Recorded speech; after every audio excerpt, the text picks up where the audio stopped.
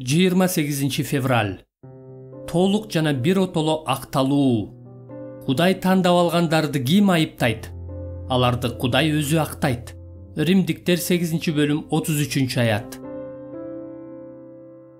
Павыл бул аятта Кудай тандап алгандарды ким айыптайт дегенден кийин эч ким биз акталдык деп айтса да болмок. Бул туура. Бирок Павыл башка нерсени айтып жатат. Ал өз суроосуна Кудай өзү актайт деп жооп берип жатат. Ал акталууга эмес, ким актаганына басым жасап жатат. Эмне үчүн? Себеби актоо деген сөз тиешелүү болгон сот жана мыйзамдар дүйнөсүндө бир соттун актоо өкүмү андан жогору турган сот тарабынан жокко чыгарылышы мүмкүн. Ошондуктан суроо пайда болот. Жергиликтүү сот айыптуу болгон сизди актаса да, аймактын башчысы сизге кайра айып такканга укуктуу болсо эмне болот? Аймактын башчысы айыптуу болгон сизди актаса да, өлкөнүн башчысы сизге кайра айып такса эмне болот? Кептин төркүнү мында. Кудайдан өйдө болгон эч бир сот жок.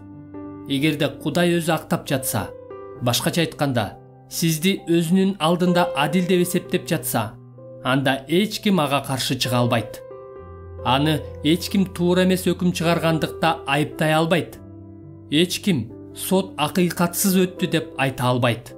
Эч ким сизге башка айыптарды тага албайт. Кудайдын өкүмү акыркы жана биротоло чыгарылган өкүм болуп саналат. Исага ишенген, Машаяк менен бириккен жана өздөрүн тандалгандар деп эсептегендер, баарыңар кулак салгыла. Кудай өзү силерди актады. Адамдык сот актаган жок. Улуу пайгамбар актаган жок. Асмандан келген башкы периште актаган жок. Кудай, дүйнөнүн жаратуучусу, баарынын ээси, аалам жана андагы ар бир молекула жана адамдын өкүмдары өзү силерди актап жатат. Павылдын айтайын дегени бул. Сиз катуу азапка кабылганыңызда, бул актоо сизге бекем коопсуздук берет. Эгерде Кудай биз тарапта болсо, эч кимдин бизге каршы жасаган иши ийгиликтүү болбойт.